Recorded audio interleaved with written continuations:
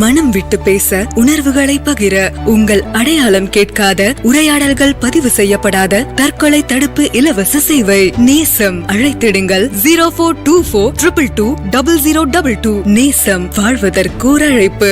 வகுப்புக்கு நான் போகும்பொழுது வகுப்புக்கே போகாம மரத்தடியில் இருக்கிற சிமெண்ட் பெஞ்சில் உள்ளங்கை ரேகையை அழிச்சுக்கிட்டு இப்படியே பார்த்துட்டு இருந்த குழந்தைய நான் பார்த்திருக்கேன். 10 நாள் 20 நாள் 30 நாள். ஆனா முகத்தை பார்த்தா இப்பதான் கல்லூரிக்கு சேர்ந்த மாதிரி இருக்கு. வந்து ஒரே ஒரு தடவை நின்று நம் வகுப்புக்கு போகும்போதும் அவர் உட்காந்துருக்காரு, வரும்போதும் உட்காந்துருக்காரு. பொறுக்க முடியாம போய் அவங்க பக்கத்துல போய் வாப்பா அப்படின்னு சொல்றதுக்குள்ள, காலையில 7:30 மணிக்கு போனா 7:30 மணிக்கு உட்காந்துருக்காரு அந்த குழந்தை.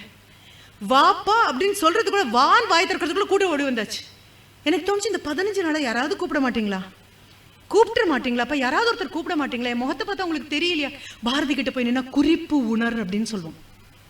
சொல்லி சொல்லித்தான் புரிய வைக்கணுமா? உனக்கு முகத்தை பார்த்தா புரியாதா? கவலை மண்டி கிடக்கிறது தெரியாதான்?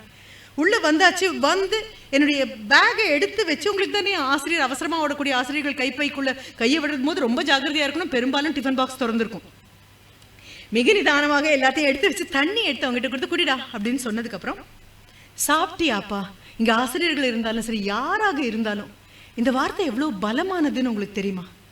சாப்பிட்டியாப்பா? எங்களுக்கு முன்னால போன ஆசிரியர்கள் அது கேட்பாங்க. இல்லைன்னா ஒரு மதிய உணவெல்லாம் எங்களுக்கு கிடைச்சிருக்காது. சாப்பிட்டியா அப்படின்னு கேட்கக்கூடிய அந்த பெருந்தன்மை இருக்கணும். மனது அப்படி உரண்டு போகக்கூடாது. சாப்பிட்டியாப்பா? அழ ஆரம்பிச்சாச்சு. 18 வயசு பொம்பளை பிள்ளை அழுதா நமக்கு தெரியுமா? 18 வயசு பையன் அழுதா என்ன பண்றதுன்னு தெரியாது. தேம்பி தேம்பி ஆம்பளை குழந்தைங்க உட்காந்து அழும்பொழுது என்ன பண்றதுன்னு தெரியாது. நான் சொன்னேன், ஓ சாப்பிடலையாவா? எனக்கு ஃபர்ஸ்ட் அவர் ஃப்ரீ தான், பார்த்தாச்சு டைம் டேபிள், கேன்டீனுக்கு போகலாம். அது இல்லைங்க மிஸ். ஏன்னா அவன் இன்னும் மேம்னு கூட சொல்லலை, பள்ளிக்கூடத்தை விட்டு வெளியிலேயே வரல, மிஸ் தான் இன்னும். அது இல்லைங்க மிஸ். சொல்லுப்பா என்ன? அம்மாவும் அப்பாவும் ரொம்ப சண்டை போடுறாங்க. அப்பா குடிச்சிட்டு வந்து எல்லாரையும் அடிக்கிறாரு. சரிடா, எனக்கு இதுக்கு மேலே என்ன சொல்ல முடியும்? சரிப்பா, அப்புறம் அப்படின்னு அடுத்த நிமிடம் சொல்ல, இல்லை ஒவ்வொரு நாளும் காலையில் பள்ளிக்கூடத்துக்கு கிளம்பும்போது அம்மா என்னை கடைசியாக பார்த்துக்கோ, நீ திரும்பி வரும்போது உயிரோடு இருக்க மாட்டேன்னு சொல்கிறாங்க. எனக்கு பயமாக இருக்கு மிஸ். என்ன நினைக்கிறோம்? நான் வாயை திறந்தா கிளாஸ் கவனிக்கணும்னு நினைக்கிறேனா?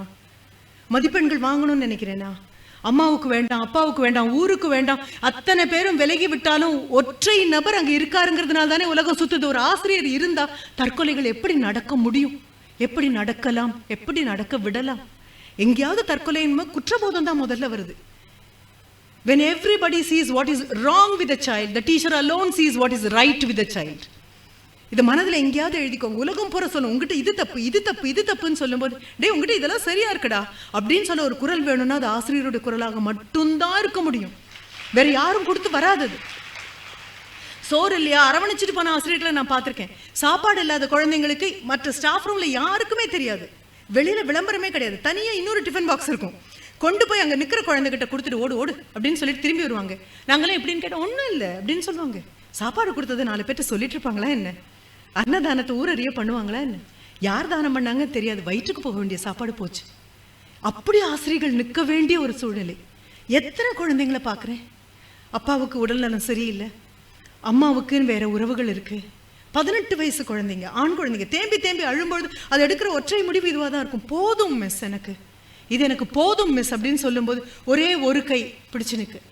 நான் அதை தான் மறுபடியும் கேட்குறேன். ஏதாவது ஒன்று தட்டுங்கள் திறக்கப்படும். கதவு அங்கே இருக்கு, கை இங்கே இருக்கு. தட்டினா தானே திறக்கும். தட்டினால் திறக்கும், பேசினால் கேட்போம் அப்படிங்கிறதுக்கு ஒரு அமைப்பு வர வேணும் அப்படின்னு சொன்னா எந்த அளவுக்கு ஆழ்ந்த மனிதம் இருந்தால் அவங்களால இதை கொண்டு வர முடியும். As a teacher I am eternally thankful. I am eternally thankful. எங்கெல்லாம் ஒரு குழந்தை தப்பிச்சு போகுதோ.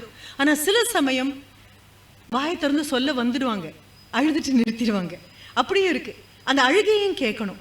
சொன்ன வார்த்தை கேட்கறதுக்கு நீங்களும் நானும் வேணுமா என்ன? சொல்லாததும் காது கேட்கணும்.